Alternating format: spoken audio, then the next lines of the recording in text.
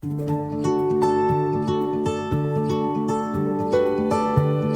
me tell you a little bit about my personal journey to Silicon Valley from India 22 years ago.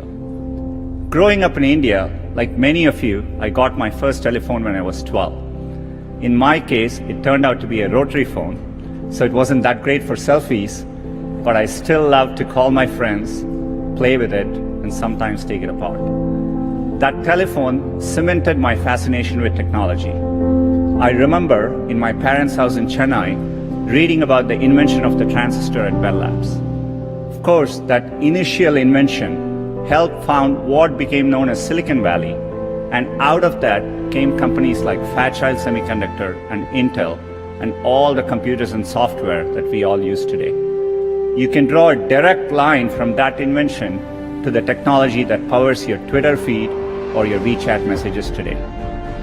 I remember reading about that and thinking, it's the idea that matters. It didn't matter where you come from or what your background is. One revolutionary idea, one brilliant invention can unleash other entrepreneurs to revolutionize industries in ways you could never predict. The people who build the transistor in many ways enable the entrepreneurs who are using incredible processing power to analyze data and diagnose cancer.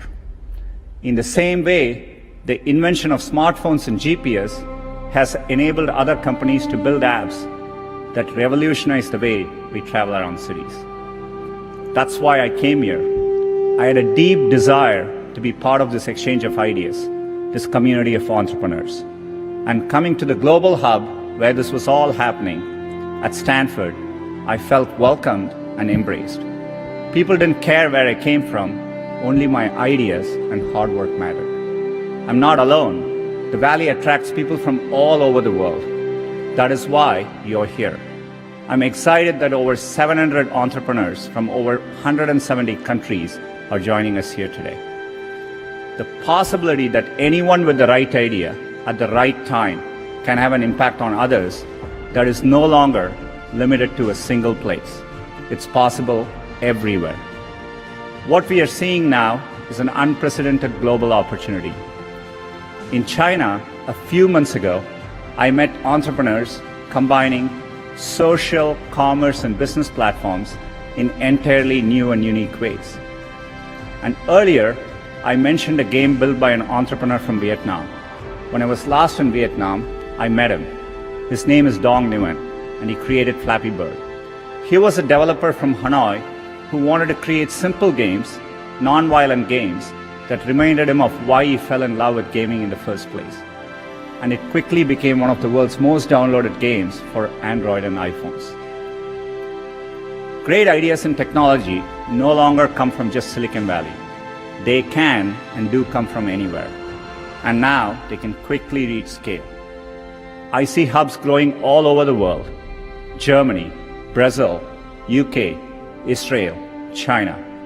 The latest figures say that 21% of adults across 60 countries intend to start a business in the next 3 years. And there are over 200 million women around the world who are starting or running a business. It's clear that Silicon Valley is now as much an idea as a place, and it is an ideal of what's possible. And those of us who are lucky enough to have benefited from being in Silicon Valley or hubs like it owe it to the world to set a good example and clear a path for others. And that is another reason I'm excited to be here speaking to you. Because businesses, academia, and governments all play an important role in removing these barriers.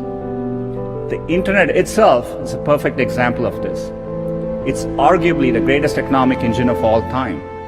And its success is largely a result of early collaboration between the US government, the private sector, and researchers from academic institutions, including Stanford.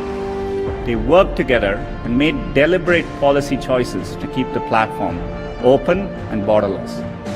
The course of history shows that this open model can unleash innovation, opportunity, and benefits for people everywhere. In India, another early and insightful decision was to create the Indian Institutes of Technology. These are leading engineering and technical institutions that are government supported. I still vividly remember as a teenager jumping onto a crowded train at Chennai and traveling for 24 hours to attend my school at IIT Kharagpur. And that opportunity changed the course of my life. These institutions, over many decades, have played a huge role in creating generations of skilled entrepreneurs in India. There are many countries helping to create positive environment for their entrepreneurs. In the US, recently the Departments of State and Commerce appointed digital economy officers who will work to remove barriers and help entrepreneurs reach communities around the world. At Google, we are committed to playing our part to foster the next generation of entrepreneurs. Our Google for Entrepreneurs team has established a number of campuses. These provide space for entrepreneurs to build and work together in major tech hubs to take their ideas and go global. We have opened campuses in London, Madrid, Sao Paulo, Seoul, Tel Aviv, and we look forward to reaching new cities in the future and perhaps welcoming some of you to drop by. Google tools help businesses launch and grow every day. More than 30 million small businesses globally rely on at least one Google product to find customers, to grow, and to be productive. Training. We are also committed to train 5.5 million people on digital skills, investing over $140 million during the past year. In the next year, we aim to provide free digital skills training to 1 million young people in Africa alone. I know how much hard work it takes to pursue your dream of building a business. The long hours, time away from family, the rejection, the ideas you know are brilliant that just don't seem to catch on. There is a great quote from Thomas Edison that does the best job of defining what it's like to be an entrepreneur. I have not failed, I have just found 10,000 ways that don't work.